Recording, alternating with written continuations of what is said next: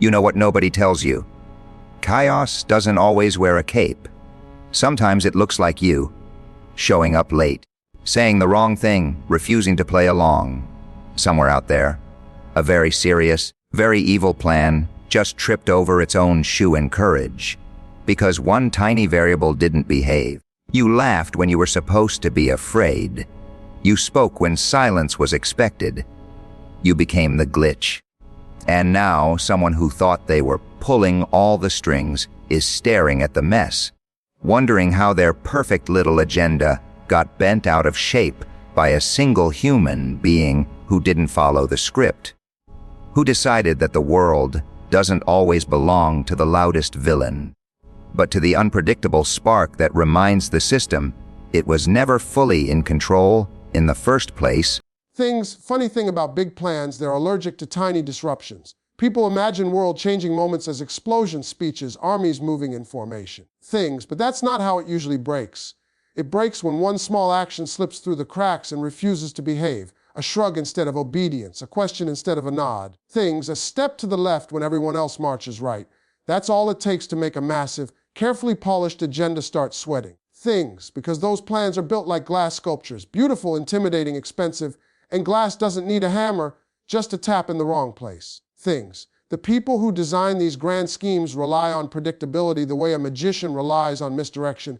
They don't need you to be strong, they just need you to be consistent.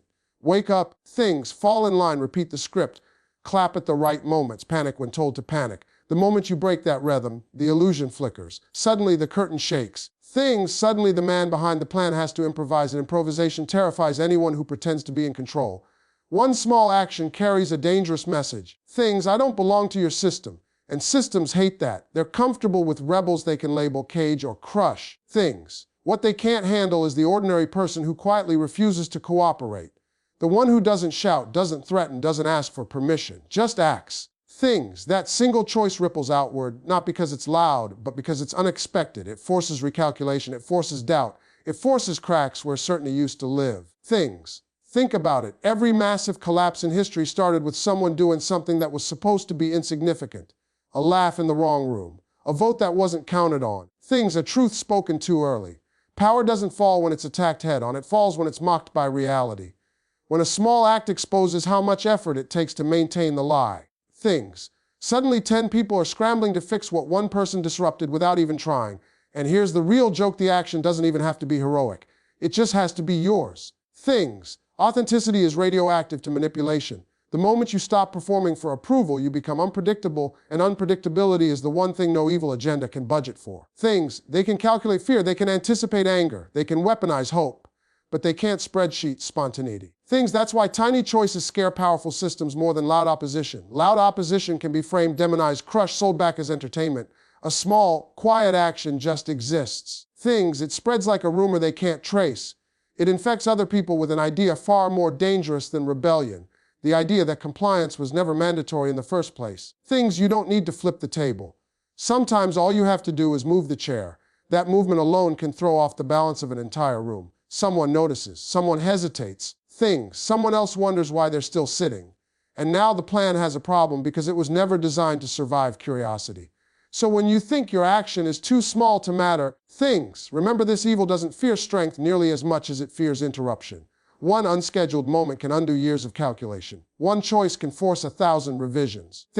One person can turn a flawless operation into a frantic cleanup job, all because they decided not to play the role they were handed and instead stepped slightly off cue, smiled at the mess, and let the dominoes fall where they may, because once the first one tips, the rest don't need permission. They just follow gravity. And gravity has a wicked sense of humor when it realizes it's been underestimated. And that's when the people who thought they owned the future start realizing they never planned for someone like you to simply act quietly, freely, and without asking if it was allowed.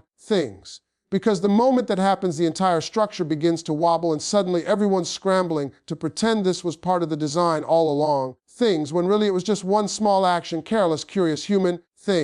And devastating in the way only something simple can be when it slips through every safeguard and reminds the world that control was always a fragile illusion waiting for the wrong touch to send it spiraling into a beautiful Things, uncontrollable mess, spreading faster than fear, louder than commands, sharper than fork. Because once you see how easily a massive plan can be derailed, you can't unsee it. Things, and every step after that carries the same dangerous possibility that the next small action might be the one that finally pulls the thread and leaves the whole thing unraveling right in front of everyone who thought it was unbreakable. Things, until all that's left is confusion, panic, and the uncomfortable realization that the power they trusted was never as solid as it pretended to be. Things, and that maybe the real threat was never chaos itself, but the person who learned how easy it is to start it without even raising their voice or lifting a fist. Things, just choosing to move differently, think differently, act differently, and watching the world tilt slightly off balance as a result.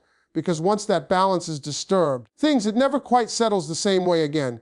And every future plan has to account for the possibility that somewhere, someone might take another small step and send the whole thing tumbling all over again, faster than anyone can stop it, faster than anyone can explain it, faster than anyone can control it. Because control was always just a story people told themselves to feel safe until someone like you decided to test it just a little and found out how thin it really was. Things like a painted wall hiding a hollow room, waiting for the slightest knock to echo through it and expose the emptiness behind the noise, and once that echo starts, it doesn't stop. It just keeps bouncing louder, messier, and far more honest than anything that was planned. Until even the planners start to doubt their own script and wonder how something so small managed to wreck something so carefully built, and the answer is always the same. Even if they hate admitting it, that all it took was one small action, at the wrong time, by the wrong person who didn't care enough to follow the rules. And that's usually how the world changes, not with permission, not with applause, but with a quiet disruption that refuses to be ignored and keeps moving and moving and moving until the agenda has no choice but to collapse under the weight of its own assumptions. Because assumptions don't survive contact with reality. Especially when reality decides to smile and step out of line and keep stepping and stepping and stepping right into the heart of everything that was never meant to be questioned. Let alone touched, let alone broken. And that's when the real fun begins, when the people in charge realize too late that the smallest move has already rewritten the game. And there's no going back to the way it was, not now, not ever, because once a plan is disrupted at its core, every future move carries the shadow of that first tiny choice. Reminding everyone watching that nothing is as untouchable as it pretends to be, and that sometimes all it takes to bring down something massive is a single moment of unplanned courage. Wrapped in curiosity, delivered without warning, and left behind like a punchline that keeps landing long after the laughter fades, if it ever does, because disruption has a way of lingering, spreading, mutating, and inviting the next person to try it too, just to see what happens when they stop asking and start acting. Because once you know how easy it is to rock somebody's whole world, you start to wonder how many worlds are still standing only because nobody's bothered to give them a little push yet. And that thought alone is enough to make even the most confident agenda feel suddenly very, very nervous, like it can hear footsteps coming closer, even if no one else does. Because the sound of one small action echoes much louder than anyone ever expects, especially when it's real, and once it starts, there's no pause button, no rewind. No need explanation to make it comfortable again, just momentum, curiosity, and the quiet understanding that the next move is already happening somewhere, right now. Whether anyone planned for it or not.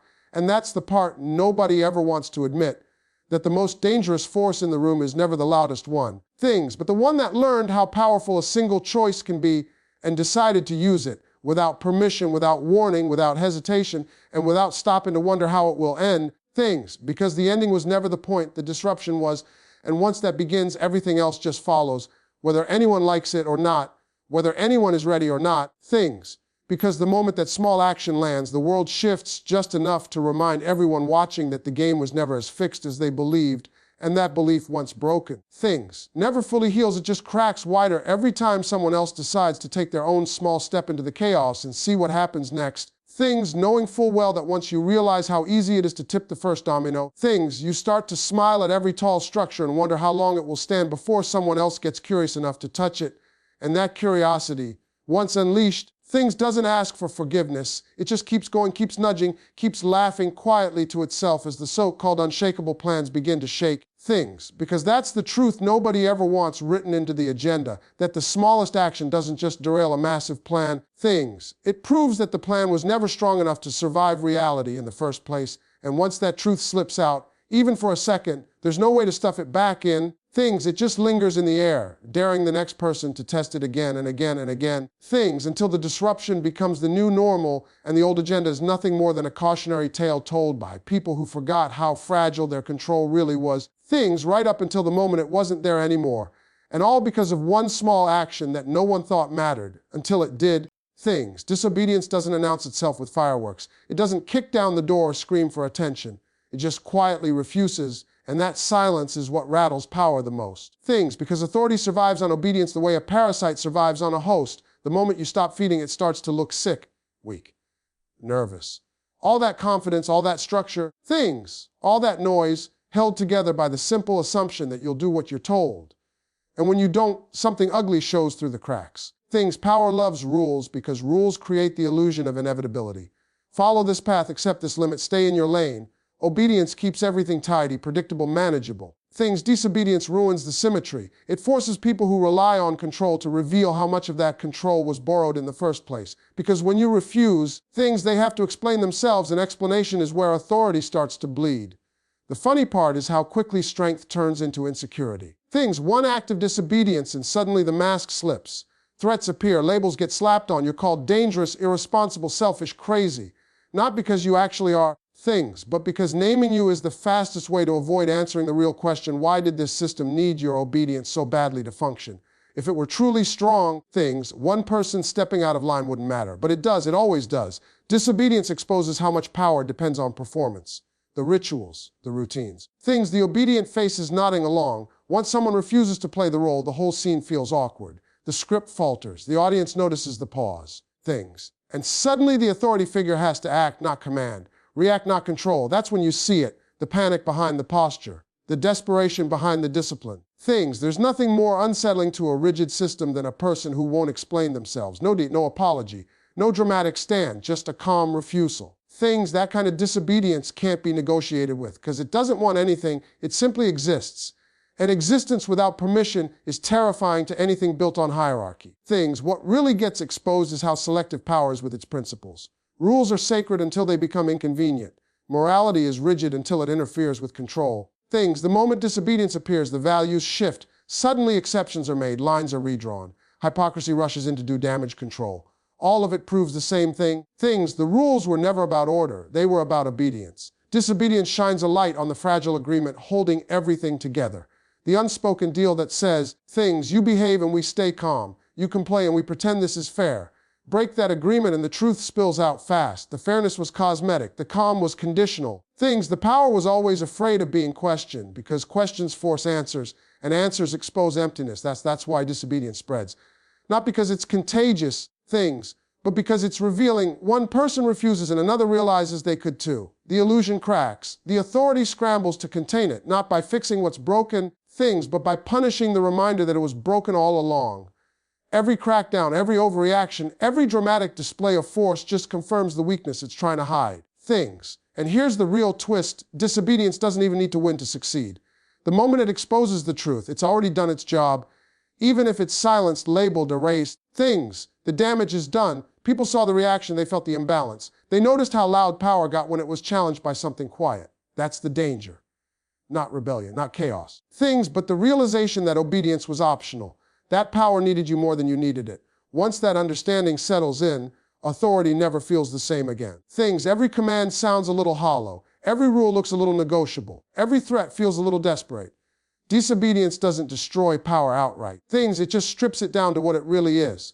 A performance dependent on belief, a structure balanced on consent, a voice that only echoes because people keep answering it. Things, and once someone stops answering, the silence grows heavy enough to make everyone else start listening, noticing the cracks, the contradictions, the fear hiding behind certainty. Things, the bluff hiding behind confidence, the truth hiding behind control, and that exposure lingers. Because once you've seen how fragile authority becomes, when someone simply says no, things, you can't unsee it, and every future demand carries that memory with it like a shadow that follows every order, every rule, every expectation. Things reminding everyone watching that obedience was never a law of nature. Things, just a habit that can be broken the moment someone decides not to play along and lets the power scramble to explain why it needed compliance to feel real in the first place. Things, fear is a delicate thing. People think it's heavy, solid, unmovable, but it's actually brittle. It looks powerful because everyone treats it seriously. tight faces, things, careful steps. Fear feeds on tension, on the agreement that something terrible is about to happen and we should all behave accordingly. The moment laughter walks into the room, things, fear doesn't know what to do with itself. It stutters, it hesitates, it loses its grip because laughter refuses to acknowledge the rules. Fear depends on laughter, doesn't argue with fear. Things, it ignores it, and that's what makes it dangerous. Fear wants attention. It wants respect. It wants silence. When someone laughs, not nervously, not politely, but genuinely, things, it short-circuits the entire operation. Suddenly the threat feels smaller. The monster looks a little ridiculous. The drama loses its soundtrack, and everyone watching feels that shift. Things. Even if they don't want to admit it, that's why those in power hate being laughed at more than being challenged. Anger they can punish. Resistance they can label. Things, violence they can respond to. But laughter slips through their fingers. You can't arrest it without looking weak. You can't crush it without proving the joke was right. Things, laughter exposes how much fear relied on everyone pretending the threat was unstoppable. Fear collapses the moment it realizes it's not being taken seriously. The growl turns into noise. Things, the warning turns into performance. The authority behind it scrambles to restore the mood, because fear only works when the room agrees to feel it together. One laugh breaks the spell. Things, two laughs spread it. And suddenly the atmosphere changes, not because the danger disappeared, things, but because its power did. There's something unsettling about someone who laughs when they're supposed to tremble. It suggests freedom. Not recklessness, not ignorance, but clarity. Things, a recognition that fear was a costume carefully designed to intimidate. Laughter pulls at that costume and shows the seams. It reminds everyone that fear is an emotion, not a law. A tactic. Things, not a truth, and the funniest part is how fast fear overreacts when it's mocked. The threats get louder, the punishments get harsher, the warnings more dramatic. Things, all of it screams the same message, please take me seriously again. But once laughter has entered the room, it's too late. The audience has seen behind the curtain. Things, they've heard the voice crack. They've noticed the desperation. Laughter creates distance. It lets people step back and see the situation instead of drowning in it. Things, and distance is lethal to fear. When people stop feeling trapped inside the moment, fear loses its leverage. They start thinking. They start questioning. Things, they start realizing that what terrified them yesterday feels manageable today simply because someone laughed and nothing exploded. Fear depends on isolation. Things, it wants each person alone in their head, imagining the worst. Laughter connects people, it spreads. It invites others to join without asking permission. One person laughs, another smiles, things, another exhales, and suddenly fear isn't the loudest thing anymore. It's just another sound in the room, things, competing for attention and losing. That's why laughter feels rebellious even when it isn't trying to be. It refuses the emotional script. It disrupts the tone. Things, it says, I see what you're doing and I'm not impressed. And that message hits harder than outrage ever could, because outrage still believes in the threat. Things, laughter treats it like a joke that went on too long. Once fear collapses, it doesn't come back the same way. It can return short, dressed differently, sounding smarter, trying new angles. Things, but the memory lingers. The memory that it was laughed at, that it failed once. And everyone who witnessed that failure carries it with them, tucked behind their eyes. Things, waiting for the next moment. Fear tries to take control again, ready to laugh a little sooner, a little louder, knowing now how fragile it really is. Things, knowing that the scariest thing in the room was never the threat itself, but the belief that it deserved unquestioned silence. And once that silence is broken, fear starts shrinking fast. Things, tripping over its own performance, exposed not by strength or force, but by the simple refusal to be afraid on cue, because laughter doesn't need permission. It just happens. Things, and when it does, fear has nowhere left to stand, no authority left to lean on, no grip left to tighten. Things, just the uncomfortable realization that its power only existed as long as nobody laughed at it. And now that someone did, the collapse isn't loud or dramatic, it's quiet, awkward. Things, and irreversible, like a balloon slowly deflating in front of everyone who once thought it was solid. Things, until all that's left is the echo of a threat that no longer scares anyone the way it used to. Things, control is a funny illusion. It looks solid from a distance, like concrete and steel, like something permanent. Up close, it's mostly air. Things, held together by habits and expectations and the quiet agreement that you'll keep cooperating. Control doesn't come from force as much as it comes from routine. Do this. Don't do that. Things, stay inside the lines. And as long as you keep complying, it feels real, dependable, inevitable. The moment you stop, even slightly, control starts to panic. Not because you've attacked it, things, but because you've exposed its dependency. Control needs participation. It needs you to answer when it calls, to react when it pushes, to obey when it commands. Without your compliance, thing is just noise echoing in an empty room, and empty rooms make people nervous. That's the secret nobody likes admitting. You were never powerless. You were predictable. Control feeds on predictability the way fire feeds on oxygen. Take that away and the flames don't explode, they flicker. Someone misses a cue, someone hesitates. Someone notices the hesitation. And suddenly the whole thing feels less certain than it did a moment ago. Compliance is sold as safety. Follow the rules and nothing bad will happen. Step out of line and chaos awaits. But chaos is already there, carefully managed, disguised as order. Control doesn't eliminate chaos, it just decides who gets hurt by it. When you complain you're agreeing to absorb a certain amount of damage in exchange for stability.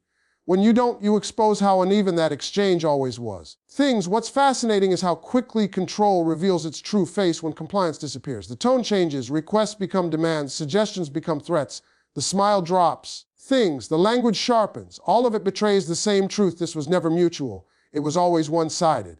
Control was comfortable as long as you played your part. The moment you don't, it shows you how fragile it actually is. And here's the uncomfortable part for those in charge: compliance isn't automatic. It's chosen. Every day, every moment. That choice is invisible when everyone makes it, but blinding when someone doesn't. One person refusing to comply forces everyone else to confront the fact that they're still choosing to. That realization is dangerous because it turns obedience into a question instead of a rule. Control hates questions. Questions slow things down. They create space. In spaces where people start thinking instead of reacting. Control wants speed, immediate responses, automatic behavior. Compliance is efficient. Resistance is messy. But refusal without drama is the messiest of all because it doesn't give control anything to fight. No enemy, no spectacle, just absence. The scariest thing to control isn't rebellion, it's indifference. The moment you stop caring about its approval, its punishments lose some of their bite. The moment you stop seeking permission, its authority feels less absolute. Control relies on emotional investment, fear, hope, ambition, belonging. Take those away and what's left is a structure shouting into the void. Trying to convince itself it's still in charge. That's why systems work so hard to normalize compliance. They call it responsibility, maturity, realism. They mock those who don't comply as naive or reckless because ridicule is easier than admitting dependence. But every label, every insult, every warning carries a hint of anxiety. Because it knows the truth: if compliance were natural, it wouldn't need to be enforced. Once you see that control depends on your participation, the world shifts slightly. Commands sound different. Rules feel negotiable. Expectations lose their weight. You start noticing how often control asks instead of tells, how often it waits for you to respond. How often it needs your reaction to complete the circuit. And in those moments, you realize the power wasn't sitting above you, it was leaning on you the whole time. Control is not a thing you break. It's a relationship you exit, not loudly, not violently, but quietly, by choosing not to reinforce it.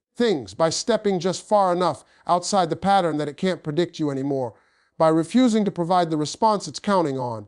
And once that happens, control starts scrambling, adjusting, improvising, revealing its seams and its desperation.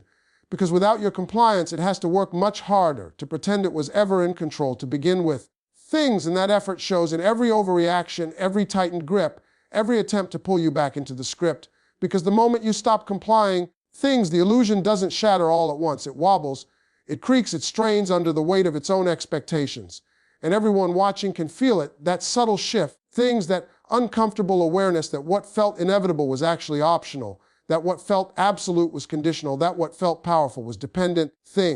And once that understanding slips in, even for a second, control never feels the same again because you've seen the strings, felt the slack. Noticed how much effort it takes to keep them tight and how easily they loosen the moment you stop pulling back, leaving control suspended there, exposed. Waiting to see whether you'll comply again or keep walking just far enough away to remind it how empty it feels without you holding it up. Chaos has a strange sense of loyalty. It doesn't reward the cautious, the calculated, the ones waiting for perfect conditions. Chaos sides with whoever steps forward first, whoever moves before the rules finish explaining themselves. Boldness doesn't control chaos, it invites it, and chaos loves an invitation, especially from someone who isn't afraid of what might happen next. People think being bold means being loud, aggressive, dramatic. It doesn't. Boldness is simply acting before fear finishes its speech. It's choosing motion over permission, and that choice alone tilts the balance. Chaos notices momentum. It responds to energy, not authority. The unpredictable move, the unsanctioned step, the decision made without consensus. That's what gives chaos something to work with. The careful planners hate this. They build scenarios assuming everyone will hesitate. They count on doubt, on delay, on the internal debate that keeps people frozen. Boldness ruins their math. It introduces variables that don't behave. Someone moves too fast. Someone reacts differently. Someone doesn't wait for instructions. And suddenly chaos isn't a threat anymore. It's an ally, amplifying that first bold move and dragging everything else along with it. Chaos doesn't need perfection. It thrives on imbalance. One bold action creates a ripple, and chaos grabs that ripple and stretches it. The rules start bending. The timing falls apart. The structure loses rhythm. All because someone acted before the system could adjust. Boldness breaks symmetry, and symmetry is what keeps control comfortable. What's amusing is how bold people are often accused of being reckless, when really they're just honest about uncertainty. They don't pretend the future is predictable. They accept the mess and move anyway.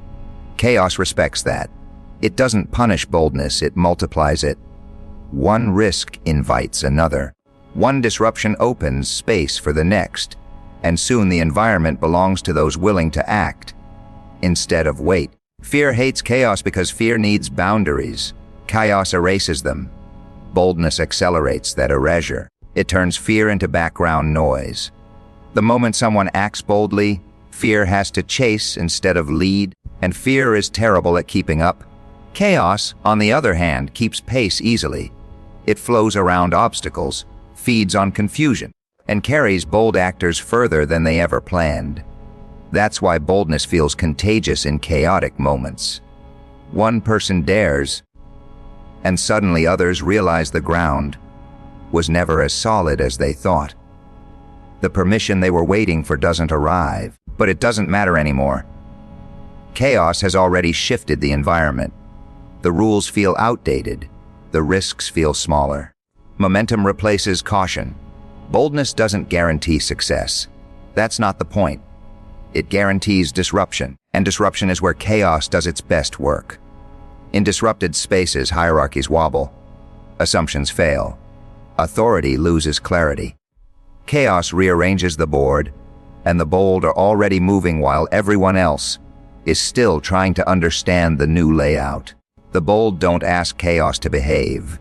They let it be what it is. They ride uncertainty instead of resisting it. That willingness creates opportunity where others see danger. Chaos opens doors randomly, violently, unpredictably. The bold walk through them without waiting to see what's on the other side. And the irony is that chaos isn't actually loyal to the bold because they're brave. It's loyal because they're adaptable. Boldness isn't stubbornness. It's flexibility in motion.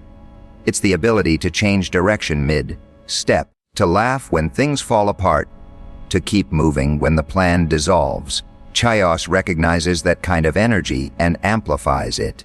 Those who cling to order get crushed by chaos because they try to control it.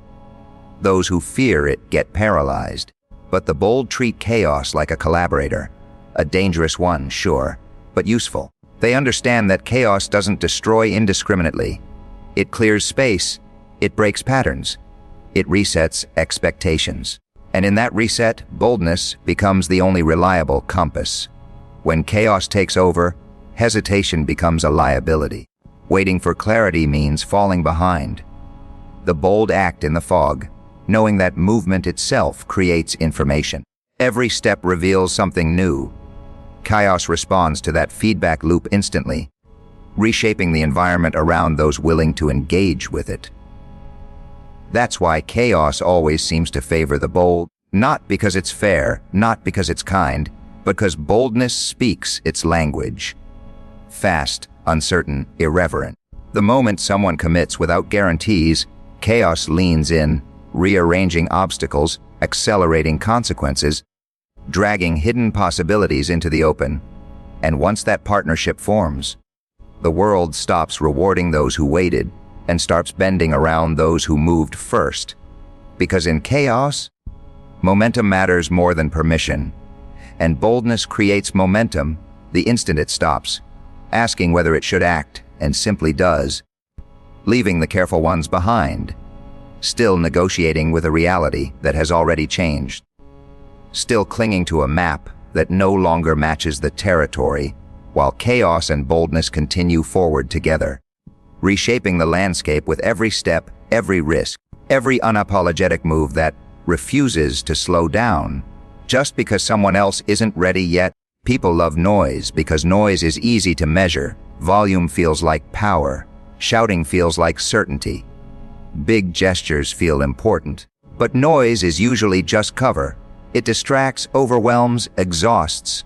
Real impact doesn't announce itself. It slips in quietly, adjusts one detail, and waits while everything else starts malfunctioning around it. Disruption doesn't need applause. It just needs placement. Loud actions trigger defenses immediately. Sirens go off. Walls go up. Attention snaps into place. Everyone knows where to look and what to fight. Disruption avoids that entirely. It doesn't confront the system at the front door. It rearranges the furniture while no one's watching. By the time the noise starts, the damage is already done, and no one can agree on where it came from. Impact works best when it's subtle enough to be underestimated. A small shift in behavior, a rule followed too literally, a question asked at the wrong moment, a refusal delivered politely. These things don't feel dangerous, which is why they are.